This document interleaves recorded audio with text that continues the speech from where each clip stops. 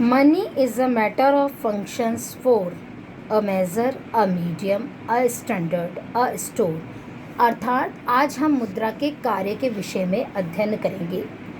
प्रारंभ में मुद्रा की विभिन्न आवश्यकताओं को ध्यान में रखते हुए आविष्कार किया गया, क्योंकि वस्तु विनिमय की विभिन्न कठिनाइयों के निवारण हेतु और विनिमय को बढ़ाने में सहायक के रूप में मुद्रा का उपयोग किया जाने लगा। इस प्रकार प्रारंभ में मुद्रा के 4 कार्य बताए गए थे: विनिमय का माध्यम, मूल्य का मापक, स्थगित भुगतानों का मान एवं क्रय शक्ति का संचयन। अर्थात प्रोफेसर क्राउथर ने कहा है, मुद्रा के कार्य हैं 4: माध्यम, मापक, संचय और आधार। माध्यम के अंतर्गत इसमें यह कहा जा सकता है कि एक व्यक्ति द्वारा दूसरे व्यक्ति से किसी भी वस्तु विशेष का लेन देन या क्रय विक्रय किया जाना इसमें आता है। मापक के रूप में एक वस्तु विशेष के मूल्य की गणना के रूप में इसका अध्ययन किया जाता है। अर्थात एक वस्तु विशेष का मूल्य कितना है और एक व्यक्ति विशेष उस वस्तु विशेष का मूल्य कितना देने में समर्थ है।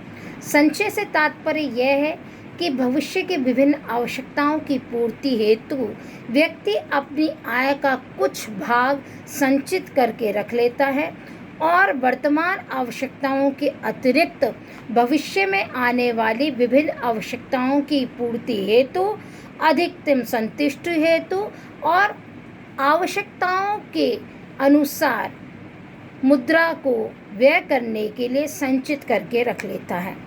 आधार का तात्पर्य यह है कि किसी भी जीवन का मूल आधार वर्तमान परिप्रेक्ष्य में मुद्रा ही है।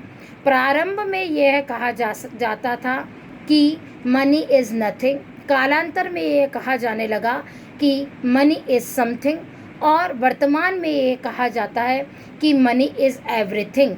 अर्थात मुद्रा समस्त क्रियाकलापों का संपादित करने का मूलाधार है। प्रोफेसर चैंडरलन के अनुसार आर्थिक प्रणाली में वस्तुओं एवं सेवाओं के लेन देन को सरल बनाना ही मुद्रा के मालिक का कार्य है।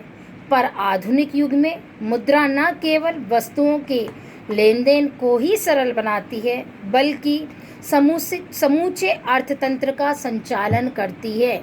अर्थात तात्पर्य यह है कि मुद्रा के द्वारा न केवल वस्तुओं और सेवाओं का आदान प्रदान किया जाता है, बल्कि संपूर्ण अर्थव्यवस्था के विभिन्न आर्थिक क्रियाकलापों का संपादन भी मुद्रा के द्वारा ही किया जाता है। प्रोफेसर कोल ने तो इसे उत्पादन एवं वितरण की मशीनरी का सहायक तेल माना है। अर्थात केवल मात्र किसी अर्थव्यवस्था में उत्पादन किया जाना ही पर्याप्त नहीं है और वितरण के लिए बाजार में किसी वस्तु विशेष को प्रस्तुत करना ही पर्याप्त नहीं है, वरन उस वस्तु विशेष के उपभोक्ताओं का होना भी अत्यंत आवश्यक है। और मुद्रा इस मशीनरी में सहायक तेल के रूप में कार्य करती है। अर्थात अगर व्यक्ति विशेष के पास क्रय शक्ति नहीं की होगी तो उत्पादित वस्तु ना तो खरीदी जाएगी और ना ही बेची जा सकना उसे संभव हो सकेगा। आधुनिक युग में आर्थिक क्रियाओं के विस्तार के साथ साथ मुद्रा के कार्य भी बढ़ते गए हैं। वर्तमान युग में मुद्रा के कार्यों को अग्रलिखित 2 भागों में बांटा जा सकता है। ए, मुद्रा के स्थैतिक एवं प्रायोगिक कार्य। मुद्रा के स्थैतिक या परंपरागत कार्यों के अंतर्गत उन सभी स्थायी प्रकृति के कार्यों को सम्मिलित किया जाता है जो कि मुद्रा के द्वारा अर्थव्यवस्था के संचालन में सहयोग प्रदान करते हैं। विनिमय का माध्यम, मीडियम ऑफ एक्सचेंज, यह मुद्रा का प्रमुख कार्य है। प्राचीन समय में वस्तु विनिमय की विभिन्न कठिनाइयों को दूर करने हेतु और सौदों के लेन देन में सर्वमान्य माध्यम के रूप में मुद्रा का प्रयोग किया जाने लगा। अर्थात वस्तुओं को अप्रत्यक्ष या प्रत्यक्ष रूप से आपस में न बदलकर बल्कि मुद्रा के माध्यम से क्रय विक्रय किया जाने लगा और यह व्यवस्था मुद्रा के परिणाम स्वरूप ही सरल एवं सुविधाजनक हो जाती है। मूल्य के मापक के रूप में मेजरमेंट ऑफ वैल्यू। मुद्रा एक ऐसी वस्तु है जिसके माध्यम से यह निर्धारित किया जा सकता है कि किसी वस्तु विशेष का मूल्य कितना है। अर्थात मुद्रा रूपी वस्तु के माध्यम से अन्य वस्तुओं एवं सेवाओं का मूल्यांकन किया जा सकता है और एक व्यक्ति और दूसरा व्यक्ति क्रेता एवं विक्रेता के रूप में उस वस्तु का कितना मूल्य चुकाने को तत्पर है और कितना मूल्य लेने को तैयार है, इसका अध्ययन मुद्रा के द्वारा ही संभव हो सकता है।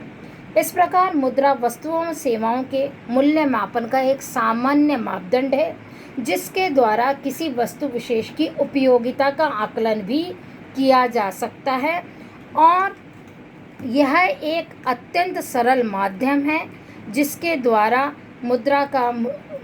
द्वारा वस्तु का मूल्य आसानी से निर्धारित किया जा सकता है। मूल्य संचयन का साधन, स्टोर फॉर वैल्यू।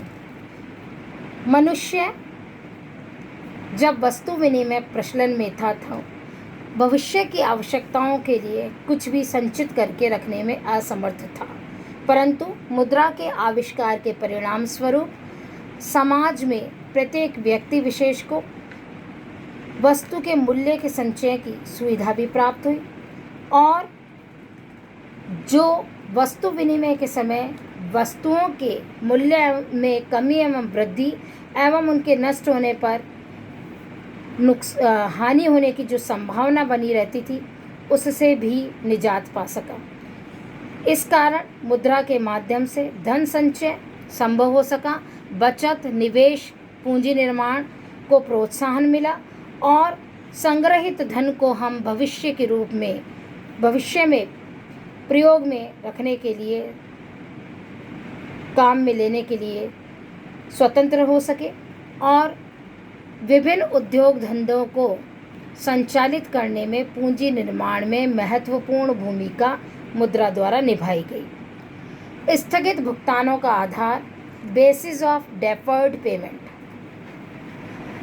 जब वस्तु विनिमय प्रचलन में था तो व्यक्ति विशेष वर्तमान आवश्यकताओं की पूर्ति ही करने में समर्थ था, भविष्य में होने वाले उसी विभिन्न आवश्यकताओं की पूर्ति करने में वह असमर्थ था। परंतु मुद्रा के माध्यम से सौदों के संबंध में तत्कालीन भुगतान न करके व्यक्ति उनके भुगतान के लिए भविष्य के लिए स्थगित करने में होने वाली कठिनाइयों से निजात पा सका और साथ ही साथ वर्तमान में मुद्रा के माध्यम से वह भविष्य के संभावित मूल्यों की गणना करने में भी समर्थ हो सका। भुगतान स्थगित करने पर लेनदार और देनदार किसी भी प्रकार की हानि होने की संभावना इसलिए नहीं रहती क्योंकि भविष्य में होने वाले सौदों का वर्तमान में ही हमारे द्वारा वचनबद्धता के आधार पर सौदे कर लिए जाते हैं और भुगतान करने की भविष्य के नियम के आधार पर कार्य कर लिया जाता है। यह मुद्रा के आधार पर ही संभव हो सका। मूल्य हस्तांतरण, ट्रांसफ़र ऑफ वैल्यू। मुद्रा के माध्यम से हम किसी भी वस्तु या संपत्ति के मूल्य की गणना आसानी से कर सकते हैं और उसको एक व्यक्ति से दूसरे व्यक्ति तक आसानी से हस्तांतरित किया जा सकता है। मुद्रा के कारण ही वैश्विक अर्थव्यवस्था का विकास हुआ है, अर्थात प्रत्येक देश एक देश दूसरे देश से विभिन्न वस्तुओं का आदान प्रदान कर सकता है, विभिन्न संपत्तियों को एक देश दूसरे देश को हस्तांतरित कर सकता है, विभिन्न प्रकार की टेक्नोलॉजी को हस्तांतरित किया जा सकता है और बार्टर सिस्टम में यानी वस्तु विनिमय में जो विभिन्न समस्याएं आती थी उन सभी समस्याओं का समाधान इसके द्वारा संभव हो चुका है। मुद्रा ही एक ऐसा साधन है जिसके द्वारा हम वर्तमान आवश्यकताओं को ध्यान में रखते हुए भविष्य की आवश्यकताओं को पूरा करने के लिए कुछ न कुछ संजो कर रख सकते हैं और विभिन्न भुगतानों के माध्यम से हम हमारी विभिन्न अधिकतम आवश्यकताओं को संतुष्ट कर सकते हैं। मूल्य यंत्र, प्राइस मैकेनिज्म। प्रोफेसर मार्शल ने ठीक ही कहा है, मुद्रा वह दूरी है जिसके चारों ओर समस्त अर्थतंत्र चक्कर लगाता है। अर्थात मुद्रा एक साधन है और साध्य भी है। अर्थात हम उसके द्वारा विभिन्न आवश्यकताओं की पूर्ति के रूप में कार्य संपादित करने के लिए साधन के रूप में काम में ले सकते हैं, और हमारी जितनी भी विभिन्न आवश्यकताएं हैं, विभिन्न उद्देश्य हैं, उनके रूप में भी हम मुद्रा को वर्तमान में परिभाषित कर सकते हैं। पूर्व में ऐसा नहीं था, लेकिन वर्तमान में ऐसा हो गया है, क्योंकि वर्तमान युग मौद्रिक युग है। वर्तमान में व्यक्ति न केवल अपनी आवश्यकताओं की संतुष्टि पर ध्यान देता है, वरन अत्यधिक मुद्रा अर्जन के विभिन्न क्रियाकलापों, विभिन्न कार्य क्षेत्रों, विभिन्न साधनों की तरफ भी अग्रसर होने लगा है। वर्तमान में समस्त मूल्य यंत्र मुद्रा रूपी धुरी के चारों ओर चक्कर लगाता है। अर्थात यह कहा जा सकता है कि वर्तमान में अर्थव्यवस्था की विभिन्न आर्थिक क्रियाएं यथा उत्पादन, उपभोग, विनिमय, वितरण, राजस्व, सभी आर्थिक गतिविधियां मुद्रा के अभाव में संपादित किया जाना असंभव है। एक स्वतंत्र अर्थव्यवस्था के संचालन हेतु मूल्य यंत्र का होना अत्यंत आवश्यक है, और यह मूल्य यंत्र मुद्रा के द्वारा ही संपादित किया जा सकता है।